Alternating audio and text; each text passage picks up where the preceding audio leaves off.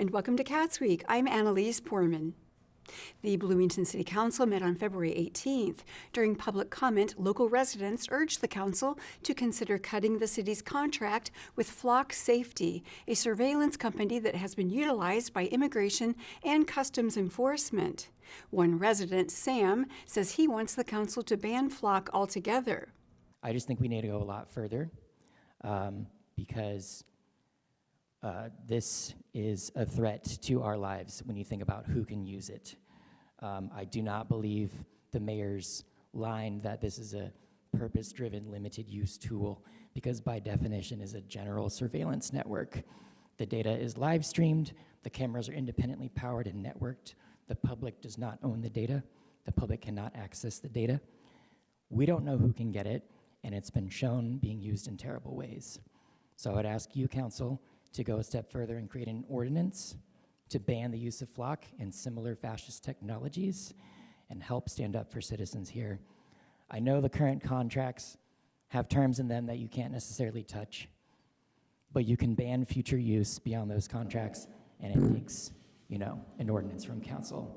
So please consider that. Thank you for your time. Thank you so much. Another resident, Seaforth Breeze, says that they live down the road from where a Flock camera is installed. Breeze says that they believe Flock is not accountable to the public. My name is Seaforth Breeze. I've been a resident in Bloomington for a little over a decade now at this stage.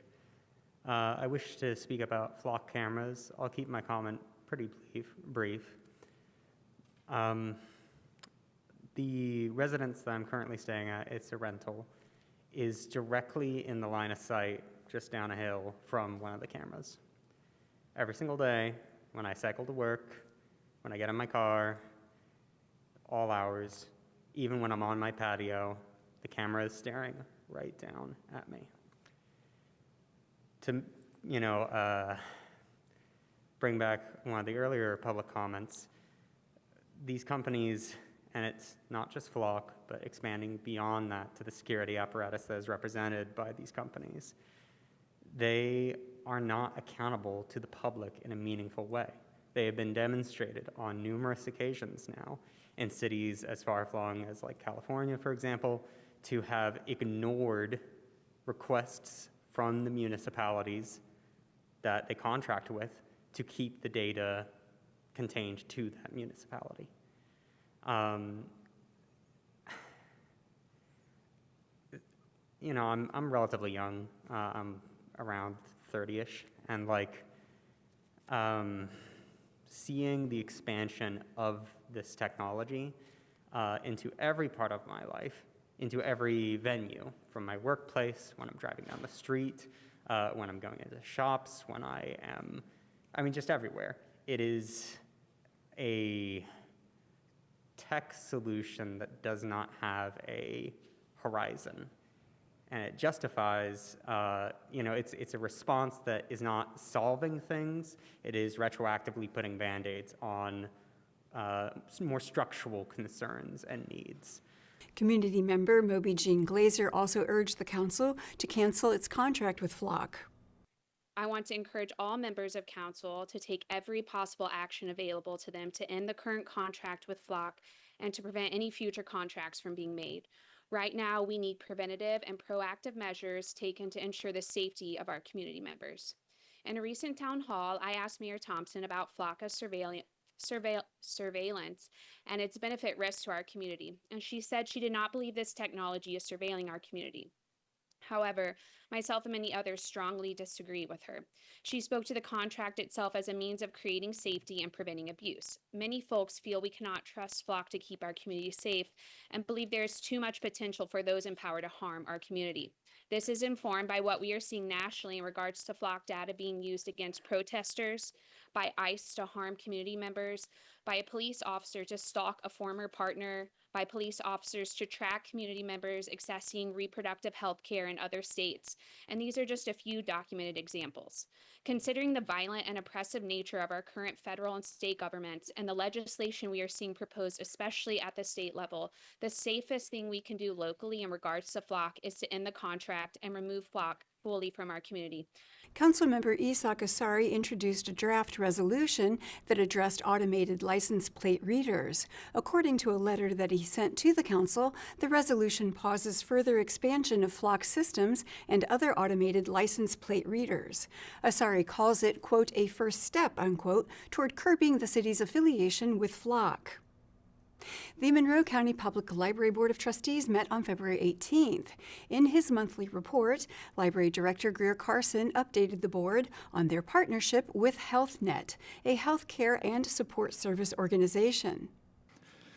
Our partnership with HealthNet resumed in January. You may recall a couple of years ago we started that partnership when we had some folks from HealthNet come and speak to you all about what their partnership and what their work is all about. That started in January after a brief hiatus. We're glad to be able to work with the group again. They provide space and opportunities to support patrons who are experiencing homelessness, who have some basic health needs, and they provide referrals to those folks for more serious needs. General Manager of Community Access Television Services, Martin O'Neill, reviewed the CATS annual contracts with the board. 4 contracts this evening, one from the city, the county, town of Ellettsville, and a memorandum of understanding with WFHB. The city contract is a 1% increase over last year. County is a 3% increase.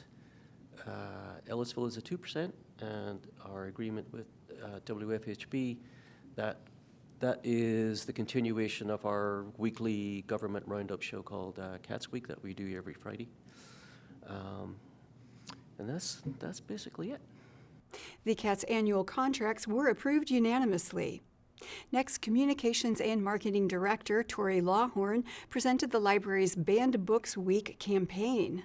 We did kind of quotes on banned books and intellectual freedom.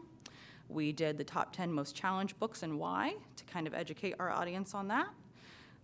We also were able to reserve half of the glass case in City Hall for September, which is something we haven't been able to do before. So that was another way to kind of get our message out in the community.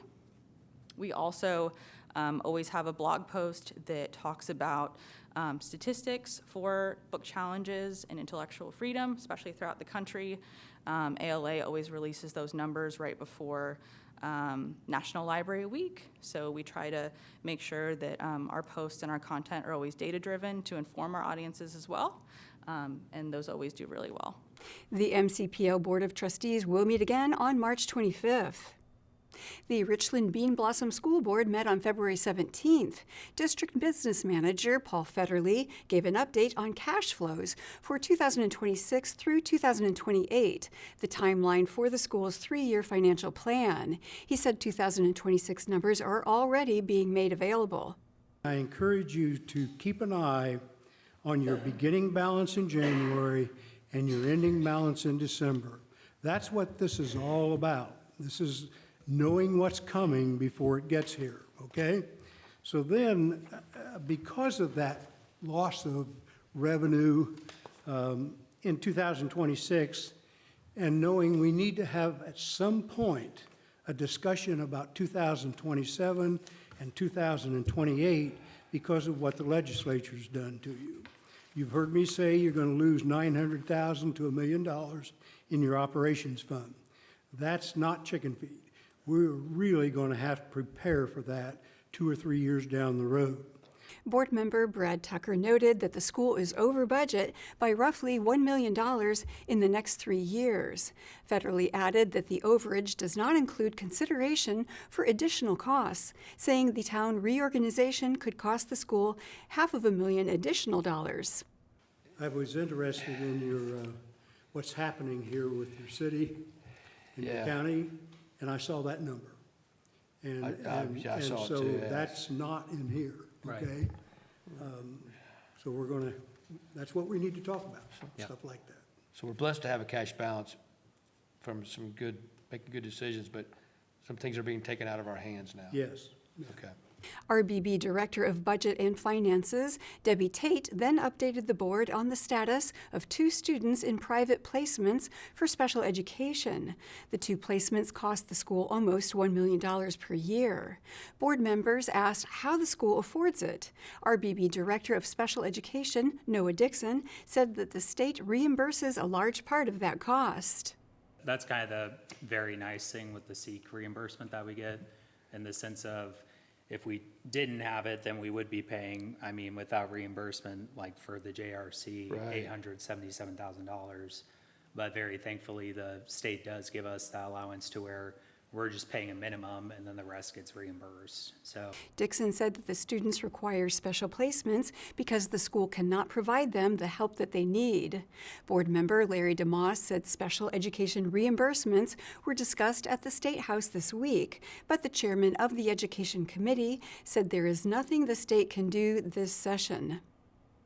On February 19th, the Monroe County Election Board met to discuss the upcoming primary election and early voting. The board is still deciding whether early voting will be 28 or 16 days before Election Day. Early voting hours are also being determined. That if we're going to the 16 days, then the resources that we would have spent between the 16 and 28, that we might be able to use those resources to add more polling locations for Election Day. But Election Day is a different situation than early voting. And in this county so far, we've been about 50-50 for early voting versus Election Day. A lot of people cannot vote on Election Day. They have to go to work. And they have to perhaps, work 20, 30 miles away from where they vote. So extending early voting hours would allow those people maybe a better time and shorten lines. And I don't think we can make those decisions until we actually know when or how many days we're going to be voting. The upcoming election will have more polling locations and will include new sites. Registered voters will receive a postcard with election information in the coming weeks. So a postcard will have to go out to every registered voter anyways before the election. We do that after voter list maintenance to ensure that everybody is up to date and that they have correct information. That would be a question for Clerk Brown, I feel, because I've not been here yet when we had to update some of the locations. The board then discussed potential problems with the updated voting locations and times. Jack Schmidt, a proxy for board member Danny Shields, shared how voters can best help themselves. I think it's incumbent upon us also to remember that voting is a privilege, and it's something that we should open ourselves up to know where we need to go, when we need to go, and how we can vote. So the idea of having it easy for everybody every single day, I think is a bit extreme in my book. I think we just need to say, okay, this is the time you can vote, here are the days. You've got early voting on these days, different ways you can do it as well. You got folks who will take you to the site. So again, let's give people a chance to realize that they're responsible as well for this wonderful right we have. The next Monroe County Election Board meeting will be on February 24th. The Monroe County Redevelopment Commission met on February 18th. Highway Director Lisa Ridge introduced bids on Curry Pike reconstruction.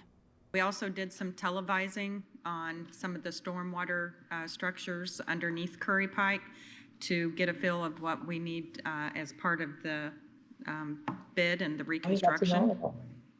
We also identified different sidewalk areas that need sidewalk replacement, curb and gutter fixes along that way. This first phase is basically Bloomington city limits, which is around Beasley Drive, to the state limits or city limits around State Road 48, is just south of State Road 48. Ridge introduced the firms that placed bids on the construction project. We received 5 bids. The sealed bids were opened on February 5th at the County Commissioners meeting. DC Construction Services was the low bid of $679,428.75. Our engineer estimate at the time was $609,993.75. As you can see from the bid tabulation sheets, the highest bid went on up to $1.29 million. The board wanted the bids to be approved so that they can be discussed at the commissioners' meeting next week. The motion passed by a vote of 4-1. The Richland Township and Town of Ellettsville Reorganization Committee met on February 18th, where Town Manager Mike Farmer talked about public outreach. He said the committee has yard signs for people and businesses to put out and asked about funding for a billboard. Committee member William Ellis said the billboard should be put up closer to the vote. I would hope that any organizations that donate to put a billboard up would do that closer to the vote, and I would suggest the digital one also by Kinzer and 4546. Farmer said he met with the Builders Association about the logistics of the reorganization process. All the builders obviously are interested in what we're doing and what it might mean to them. The other thing is when I talked to the Builders Association, they're having a home show, not this weekend, but next weekend, and they wondered if we would like to have a booth for free so we could provide information and answer questions. Committee member Jerry Sanders said he could probably help with tabling. Mason Greenberg, a realtor of the Government Affairs Committee for the Indiana Upland Realtor Association, said the association supports the reorganization.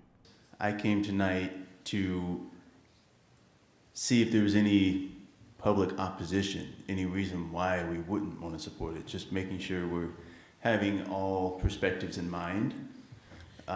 So if there's anyone here with that perspective, I would welcome hearing it, but I also just want to know that we're interested in being a vocal resource, a resource in getting this out, and so understanding when and where we can. That's important for us. Ellis said he has heard public opposition because there is not a finalized plan. He said the committee is working to address community concerns as they arise. Committee member Andrew Henry then brought up subcommittees and reports. I really like that idea because I want people to be able to see the unfiltered report from the subcommittee. I also wanted to note there have been a bunch of updates to the website, which is EllettsvilleRichlandInfo.org. All the contact info for all the subcommittee volunteers is now listed there. So if you want to contact any specific subcommittee volunteer on any one of the committees, all their contact info is now there, and you can ask them questions, give feedback, give suggestions while they're still submitting and drafting their reports before they come to us for review. So at the end of February, we get draft reports. We have a week to go back and forth with the subcommittees.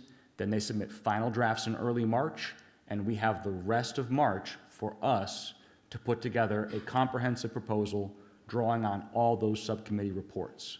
The draft reports are due on February 27th and the finalized versions on March 4th. Henry said the reorganization committee has until April 1st to use the reports to create a comprehensive proposal. But I would really like the public to have access to all those subcommittee reports, unmodified, unredacted, unsynthesized, so that anybody can look at them and see exactly what the subcommittee gave to us, and then compare that later with our proposal. Ellis said the subcommittee members and the public should be involved in modifications to the reports.